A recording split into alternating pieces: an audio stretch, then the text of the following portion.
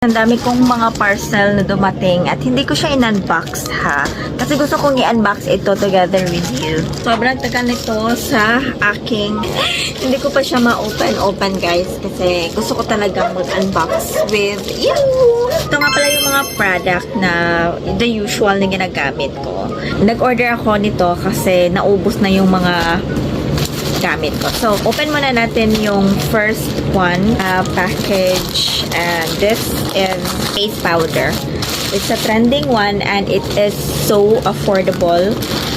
Guys, I think nabili ko to for 100 plus lang. Hindi siya umabot ng mga 200 na item. This is the second time that I am buying this product. The ZC na face powder. Kita ko lang yung original or yung first product na nabili ko. At ito na siya ngayon. Ubus na. Meron pang konti but yun, umorder na ako kasi what I like about this product is may SPF na siya. And recommended din siya ng mga makeup artists for an everyday use. So at least alam niyo na ngayon guys na kapag binili ko man siya ng pangalawang beses, it means nagustuhan ko talaga yung product. Akan naman is yung BLK na cushion nila. Actually, natapon ko na yung original na item guys. So, kasi ubos na talaga. Wala na. So, hindi ko din mapakita yung original. But this is the second time that I'll be buying kasi I love the product. At ito siya. There we go. It's in the shade of Toast yung cushion. Hindi Toast. Oat yung cushion na nabili ko guys. Hindi halatang mahilig ako sa pink.